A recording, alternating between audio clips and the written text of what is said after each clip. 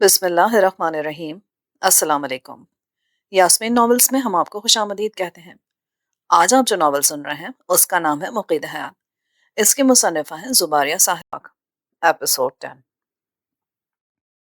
ہم پانچوں پہاڑ کی ڈھلان پر اتر رہے تھے کہ قدرتی طور پر ایک ایسے وسیع کٹاؤ پر پہنچ کر جہاں اچھا خاصا سایہ تھا پروفیسر بے دم ہو کر بیٹھ گئے۔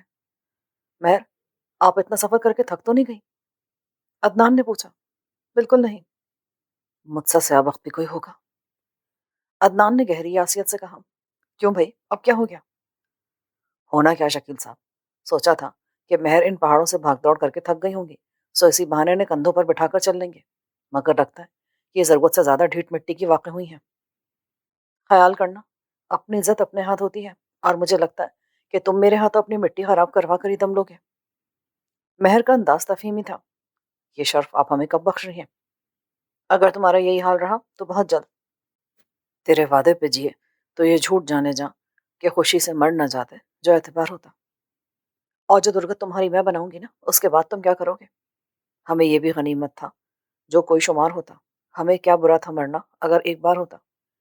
نہیں، مجھے یقین ہے کہ آپ کے ہاتھوں درگت بننے کے بعد ہم کچھ یوں گویا ہوا کریں گے۔ عشق نے غالب یک ٹنگا کر دیا، ورنہ آدمی ہم بھی دو ٹانگ کے تھے۔ مہر بے اختیار ہنس پڑی۔ پروفیسر صاحب، لڑکی ہنس پڑی، آپ کا تجربہ کیا کہتا ہے؟ عدنان نے جلدی سے پروفیسر کو مخاطب کر کے کہا۔ دو باتیں، نمبر ایک، پتھر میں جونک لگ رہی ہے، اور نمبر دو یہ کہ سجی دکھا کر کھبی مارے گئے اور 14 طبق روشن کرے گی، یعنی 50-50 چانس ہے۔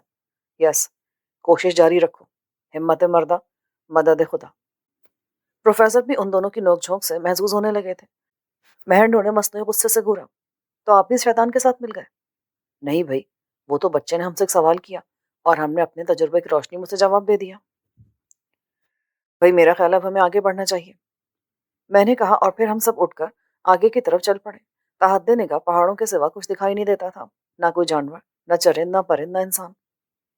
لگتا ہے کہ ہم راستہ بھٹک گئے ہیں، مہر نے تشویش سے کہا۔ کیا مطلب؟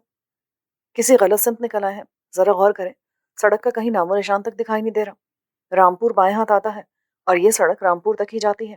اب یہ بھی ممکن ہے کہ سڑک کہیں پیچھے سے بائیں ہاتھ ٹرن کر گئی ہو اور ہم اس راستے سے آگے نکل آئے ہوں۔ بالکل ممکن ہے، بے دہانی میں ہم لوگوں نے سفر بھی تو اچھا خاصا طے کر لیا ہے، اور مجھے تو پیاس بھی لگ رہی ہے۔ پروفیسر نے کہا۔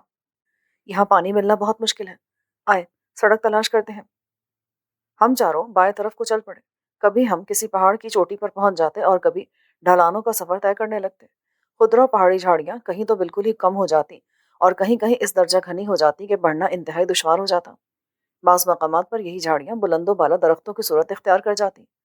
ہم مسلسل 3 گھنٹے تک چلتے رہے، مگر سڑک کا کہیں نام و نشان ہی نہ تھا۔ ہم چاروں ایک جگہ پتھروں پر نڈھال سے بیٹھ گئے۔ سب کی حالت خراب تھی، جسم تھے کہ پھوڑا بنے ہوئے تھے، کپڑوں سے پسینے کی بو کے بھپکے اٹھ رہے تھے، اور بھوک پیاس نے مردنی سے تاری کر رکھی تھی۔ دیوی جی، کیا دنیا کے آخری کونے تک جانے کا ارادہ ہے؟ عدنان نے مسبہل انداز میں کہا۔ ہم راستہ بھٹک کر اس مقام سے کافی آگے نکل آئے ہیں جہاں سے سڑک رامپور کی طرف گھومتی ہے، اور جتنا سفر ہم طے کر چکے ہیں، میرا اندازہ ہے کہ ہم رامپور کے گرد و نواح میں کہیں موجود ہیں۔ تو کیا رامپور کے بجائے رامپور کے گرد و نواح میں ذلیل ہو کر گزارا کرنے کا ارادہ ہے؟ مجھے تو انتہائی بھوک لگ رہی ہے۔ فی الحال تو پتھر کھا کر ہی صبر کروں، کیونکہ اس کے علاوہ اور کچھ نہیں کیا جا سکتا۔ میرا خیال ہے کہ اب ہم ذرا سا رخ ترچھا کر کے سفر کریں، کم از کم سڑک تک تو پہنچے، پھر آگے کا سوچیں گے۔ 3 گھنٹے سے مسلسل چل رہے ہیں، ابھی تو فی الحال ہم میں سے کسی کو بھی کسی طرف بھی رخ کرنے کی ہمت نہیں ہے۔ کچھ دیر آرام کرنے میں کوئی حرج نہیں ہے، مہر نے کہا اور چونک پڑی۔ اس کی نظر جنوب مغربی سمت اٹھی تھی۔ میں نے اس کی نظروں کے تعاقب میں دیکھا تو مہر کے چونکنے کی وجہ سمجھ میں آ گئی۔ دور ایک پہاڑ کی چوٹی پر ایک دھندلی سی عمارت کے آثار دکھائی دے رہے تھے۔ یہ کیا ہے مہر؟ عدنان اور پروفیسر بھی اسی جانب متوجہ ہو گئے۔ مہر اپنی جگہ سے کھڑی ہو گئی۔ یہ تو غالباً کوئی عمارت ہے۔ پروفیسر بولے۔ ہمیں جلد از جلد وہاں پہنچنے کی کوشش کرنی چاہیے، یقیناً اس طرف قریبی کوئی آبادی ہوگی، اور بہتر ہوگا کہ ہم لوگ اندھیرا پھیلنے سے قبل کسی آبادی تک پہنچ جائیں۔ مہر نے اضطراری لہجے میں کہا۔ اس کا جملہ پورا ہوا ہی تھا کہ جنوب شرقی سمت سے فائرنگ کی آواز بلند ہوئی۔ پہاڑوں کا سکوت کرچی کرچی ہو گیا۔ مہر کے حلق سے گھٹی گھٹی سی کرا خارج ہوئی اور وہ لڑکھڑا کر منہ کے بل گر پڑی۔ ایک گولی سائیں کی آواز سے میرے کان کے قریب سے گزری اور میں لاشعوری طور پر عقبی جانب لیٹے ہوئے ڈھلان سمت لڑک گیا۔ प्रोफेसर اور عدنان نے بھی اسی ترکیب پر عمل کیا، جبکہ مہر ہم سے پہلے ہی پتھروں پر پلٹیاں کھاتی ہوئی ڈھلان میں کافی نیچے چلی گئی تھی۔ یقیناً اسے گولی لگی تھی۔ لیٹتے وقت میں نے ایک ذرا دیکھا، فائرنگ کرنے والے کسی بھی طرح 10 سے کم نہ تھے۔ یہ وہی دشمن تھے جن کے چنگل سے نکل کر ہم یہاں تک پہنچے تھے۔ چند پلٹیوں کے بعد ہم چاروں مختلف پتھروں کی اوٹ میں ہو گئے۔ ٹھیک اسی وقت عقبی سمت سے بھی گولیوں کا ایک قافلہ ہماری سمت بڑھا اور پتھروں سے ٹکرا کر رخ بدل گیا۔ عدنان جو اٹھ کر مہر کی طرف بڑھنا چاہتا تھا، اپنی جگہ دبک کر رہ گیا۔ دشمن نے دو طرف سے گھیراؤ کیا تھا۔ مہر دو بڑے پتھروں کے آغوش میں پڑی تھی۔ مہر، آپ ٹھیک تو ہے نا؟ عدنان نے مضطرب لہجے میں کہا۔ ہم تینوں کی نظریں مہر کے وجود کو ٹٹول رہی تھیں۔ میری نظریں اس کے دائیں پاؤں سے چپک کر رہ گئیں جو جوتے سمیت سرخ ہو رہا تھا، اور پھر وہاں سے رینگتی ہوئی اس کی ران پر آ کر ٹھہر گئی۔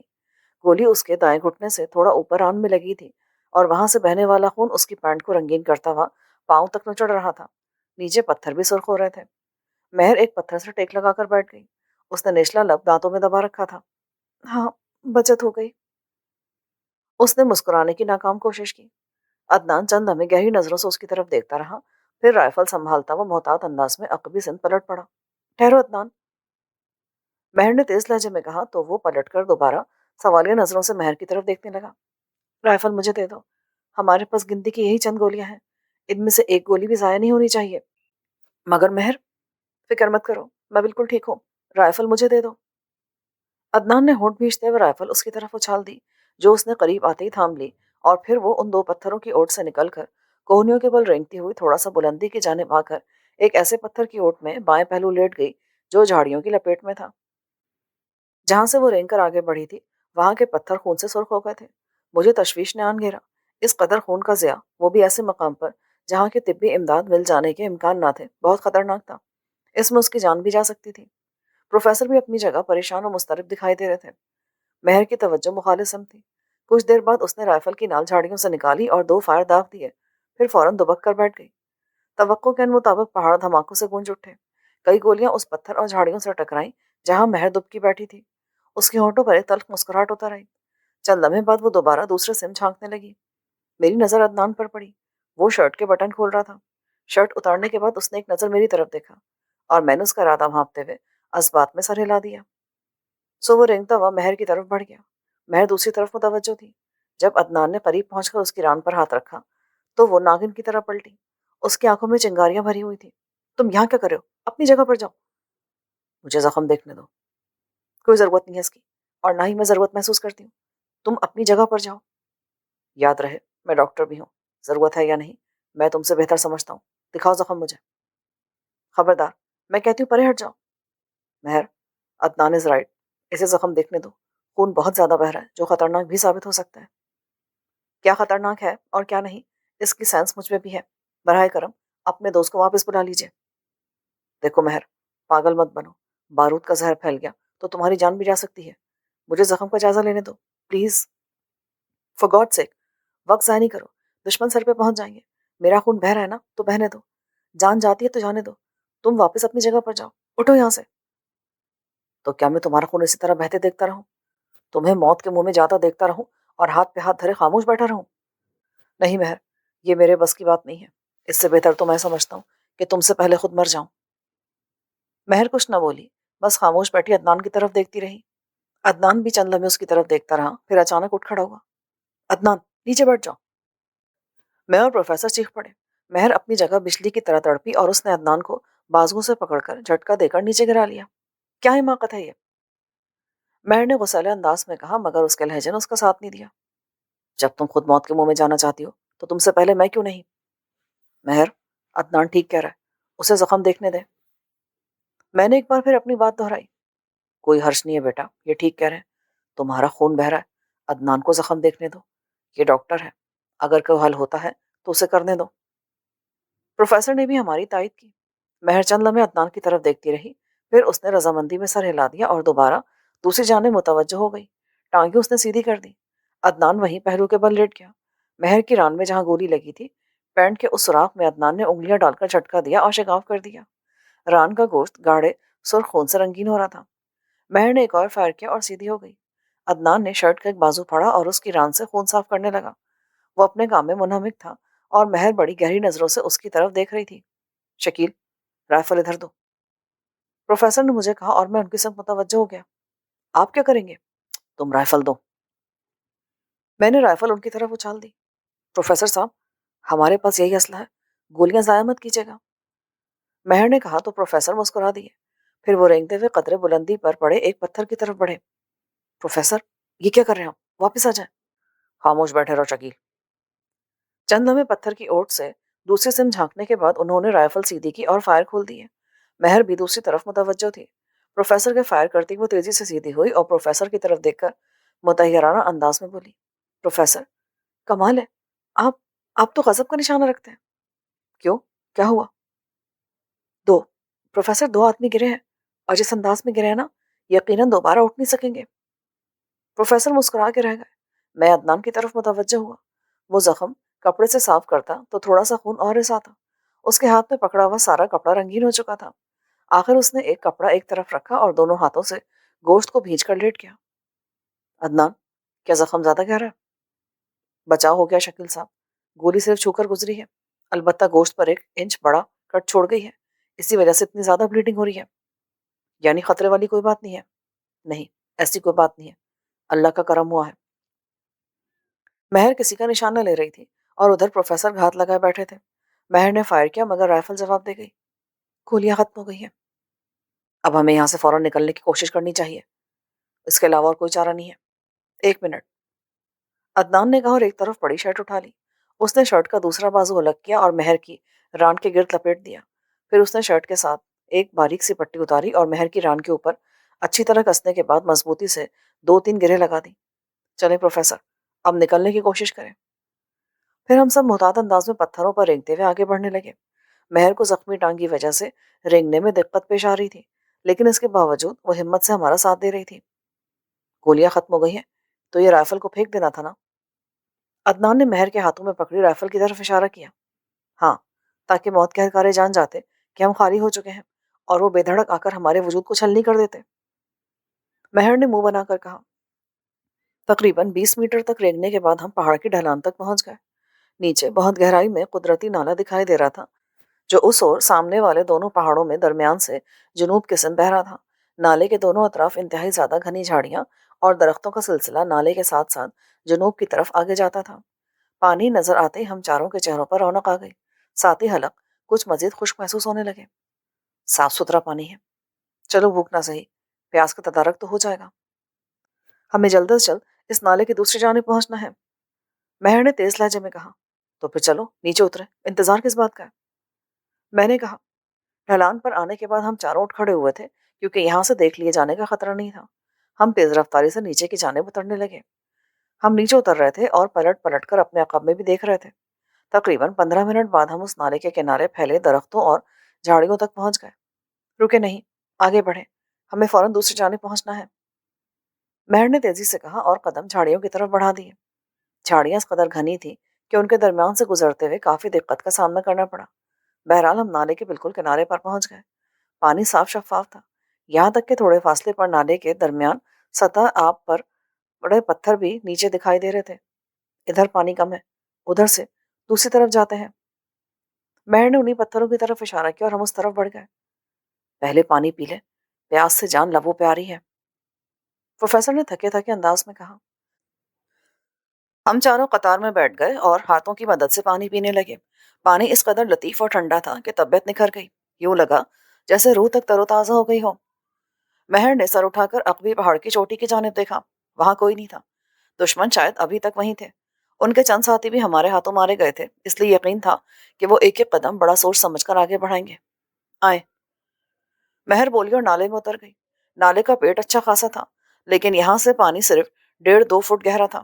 شفاف پانی کی تہ میں بجری جیسے پتھروں کا بچھا فرش بالکل صاف دکھائی دے رہا تھا۔ ہم ان پتھروں پر آگے بڑھتے رہے۔ تقریباً آدھا نالا طے کرنے کے بعد پتھروں کا یہ فرش ختم ہو گیا۔ آگے پانی کی گہرائی میں کچھ دکھائی نہیں دے رہا تھا، یقیناً یہاں زیادہ گہرائی تھی۔ مہر چونکہ ہم سے آگے تھی اس لیے پہلے وہی آگے بڑھی۔ پانی اس کی کمر تک آ گیا۔ آ جائیں، پانی بس اتنا ہی گہرا ہے۔ ہم تینوں آگے بڑھے۔ کیا ستم ہے، ایک لاش کی محبت میں ہم کہاں کہاں خوار ہوتے پھر رہے ہیں، عدنان نے کہا بھر کے کہا۔ اس میں لاش کا کوئی قصور نہیں، بعض لوگوں کی قسمت میں خواری لکھی ہوتی ہے۔ میں نے مسکراتے ہوئے چوٹ کی۔ ہاں، یہ بھی آپ نے بالکل ٹھیک کہا ہے۔ آپ نے کبھی خواب میں بھی نہیں سوچا ہوگا کہ یہ سب کچھ آپ کے ساتھ ہو سکتا ہے۔ میں اپنی نہیں میاں، تمہاری بات کر رہا ہوں۔ میں تو ایک جیتی جاگتی ہستی کی محبت میں خوار ہو رہا ہوں، صرف اس امید پر کہ کبھی تو وہ پتھر دل موم ہوگا۔ اگر یہ امید نہ ہوتی شکیل صاحب تو میں کب کا ممی کے قصے پر لعنت بھیج کر واپس چلا گیا ہوتا۔ بکواس بند کرو، منہ سے کچھ نکالنے سے پہلے کچھ سوچ لیا کرو۔ پروفیسر اچانک دھاڑے۔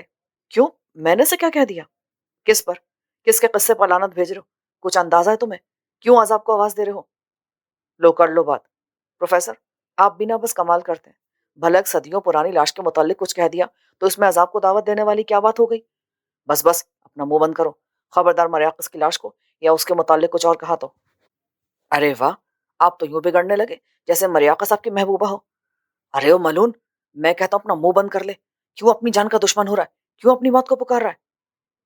عدنان اپنی جگہ حیران تھا، اور میں اور مہر پلٹ کر حیرت و بے یقینی سے پروفیسر کو دیکھنے لگے تھے، اس لیے کہ پروفیسر کا یہ رویہ حیرت اور بے یقینی کا باعث تھا۔ اس سے پہلے کہ عدنان کچھ اور کہتا، میں نے ٹوک دیا، عدنان خاموش ہو جاؤ۔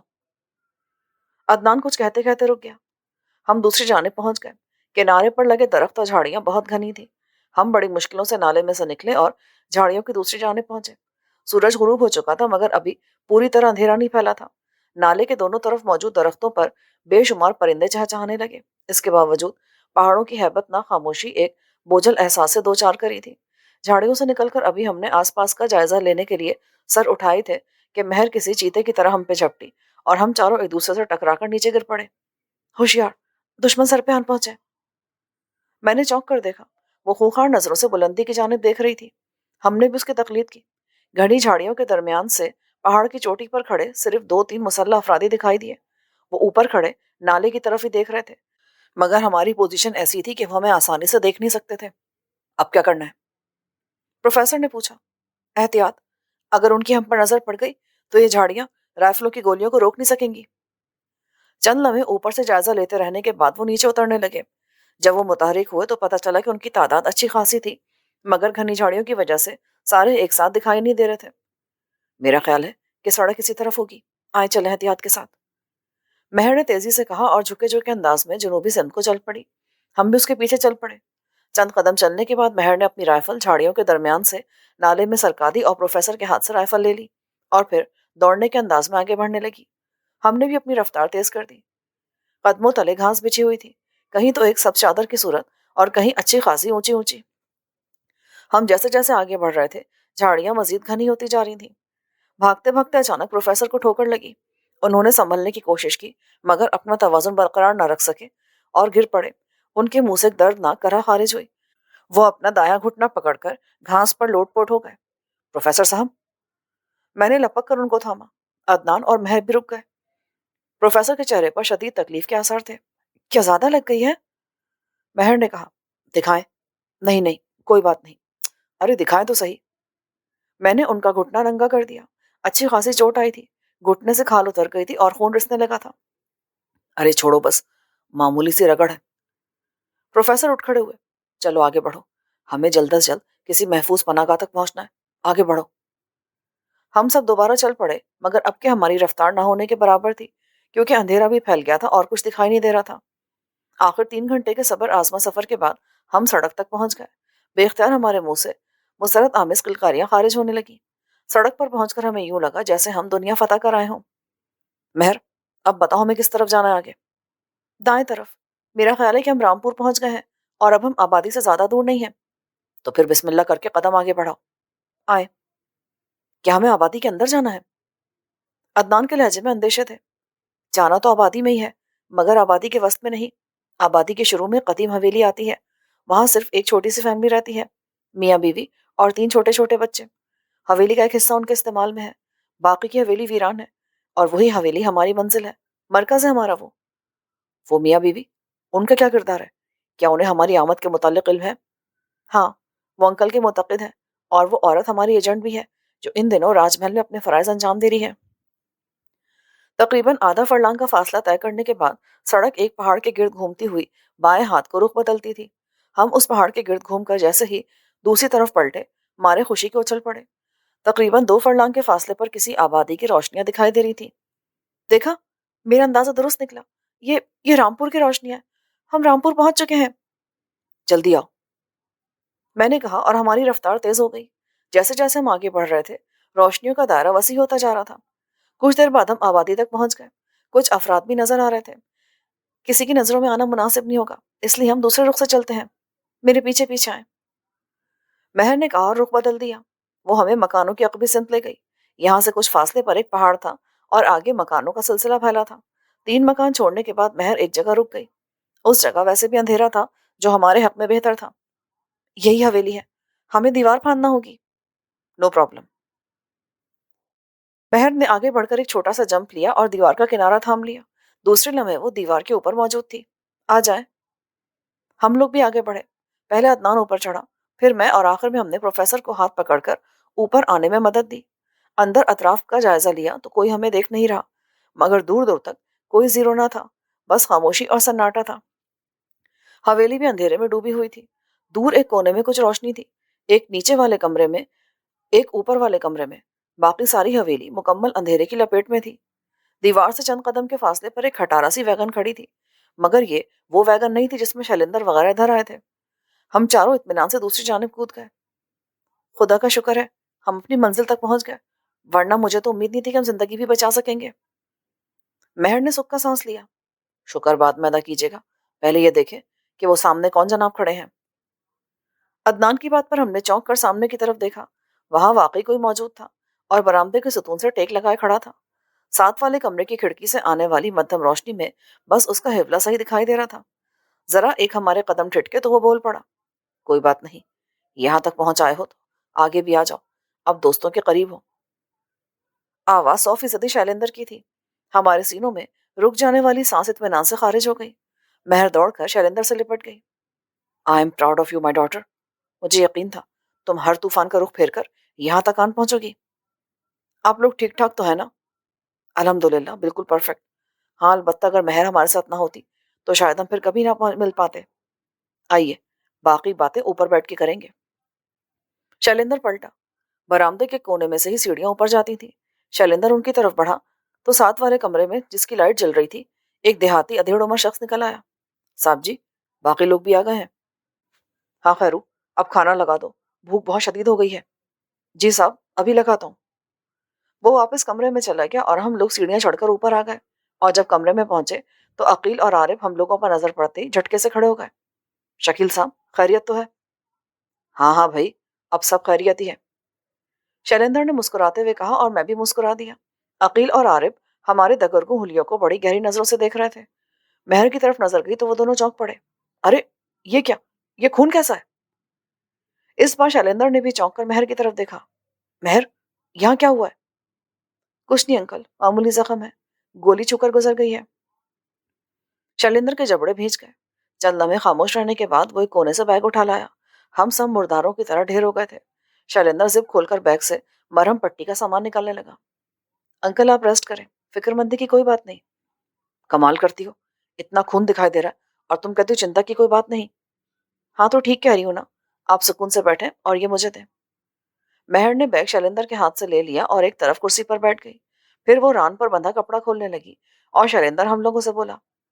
اگر آپ لوگ فریش ہونا چاہیں تو یہاں اوپر ساتھی باتھ روم ہے. فی الحال تو اس کی ضرورت محسوس نہیں ہو رہی. پیٹ میں چوہے کبڈی کا میچ کھیل رہے ہیں، ان کو کچھ ملے گا تو طبیعت خود بخود فریش ہو جائے گی. عدنان نے پیٹ پر ہاتھ پھیرا. کم از کم کوئی شرٹ، کوئی قمیض ہی پہن لو. عقیل نے کہا. نہ ڈاکٹر صاحب، فاقے کے باعث بہت نقاہت محسوس ہو رہی ہے، میں فالتو بوجھ بالکل برداشت نہیں کر سکتا. میں نے مہر کی طرف دیکھا. وہ کاٹن اور اسپرٹ کی مدد سے اپنی ران کا زخم صاف کری تھی. زخم صاف کرنے کے بعد وہ پاؤڈر اور کریم زخم پہ ملنے لگی. اس کے ہاتھ کسی ماہر ڈاکٹر کی طرح چل رہے تھے. پھر جب وہ مکمل بینڈیج کر چکی تو شیلندر بولا. ہاں اب پوری تفصیل بتاؤ کہ ہوا کیا تھا اور تم لوگ یہاں تک کیسے پہنچے. میں نے کچھ آدمی بھیجے تھے جنہوں نے بتایا کہ ایک جگہ تم لوگوں کی گاڑی تباہ حالت میں دیکھی گئی ہے، مگر باوجود کوشش کے وہ ابھی تک تم لوگوں کا کوئی سراغ نہیں لگا سکے تھے کہاں تم لوگ؟ شیلندر کی بات کے جواب میں مہر نے شروع سے لے کر آخر تک تمام رام کہانی کہہ سنائی.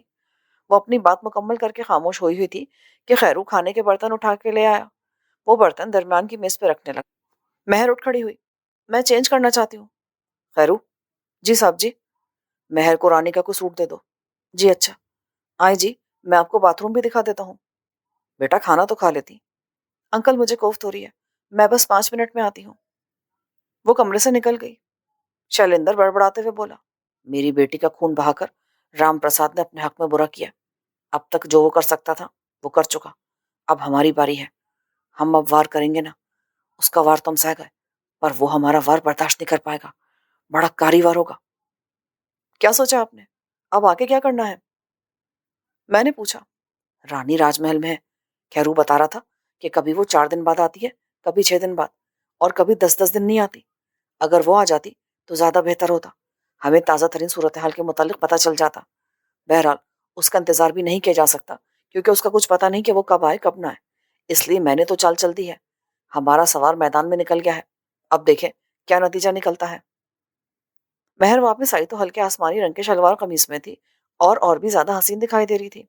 دوپٹہ اس نے اسکارف کی صورت، سر اور چہرے کے گرد لپیٹ رکھا تھا۔ وہ آ کر بیٹھی اور پھر سب کھانے پر ٹوٹ پڑے۔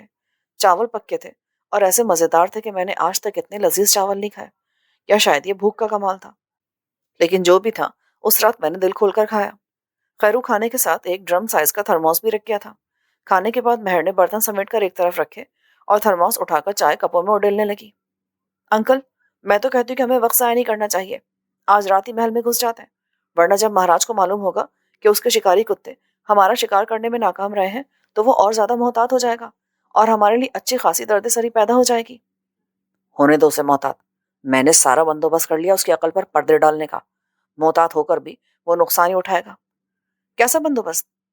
اس بات کو فی الحال رہنے دو، میں سمے سے پہلے کچھ نہیں بتانا چاہتا۔ شیلیندر صاحب، آپ کا اطمینان دیکھ کر اندازہ ہوتا ہے کہ آپ کو بہترین لاہ عمل ترتیب دے چکے ہیں، لیکن اس کے متعلق ہمیں بھی تو کچھ علم ہونا چاہیے کہ آپ نے سوچا کیا ہے، کیا کیا ہے، اور کیا کرنا چاہتے ہیں۔ میں نے کہا، بات درست ہے شیلیندر، تم اتنا سسپینس کریٹ کر رہے ہو، آخر بتا کیوں نہیں دیتے؟ عقیل نے کہا، بھائی پہلے تو آپ لوگ یہ بتائیں کہ آپ لوگوں کو مجھ پر وشواس ہے یا نہیں؟ وشواس نہ ہوتا تو تم سے مدد کی درخواست ہی کیوں کرتے؟ دوسرا، تم لوگوں کو ممی چاہیے، ظاہری سی بات ہے، اور ہم یہاں آئے کس لیے ہیں؟ تو بس خاموشی سے دیکھتے جائیں کہ کیا ہوتا ہے۔ 2 دن کے اندر اندر ممی آپ لوگوں کی تحویل میں ہوگی، مگر جو طریقہ کار آپ نے اختیار کیا ہے اس میں رسک بہت زیادہ ہے۔ پروفیسر نے کہا تو شیلیندر نے چونک کر ان کی طرف دیکھا۔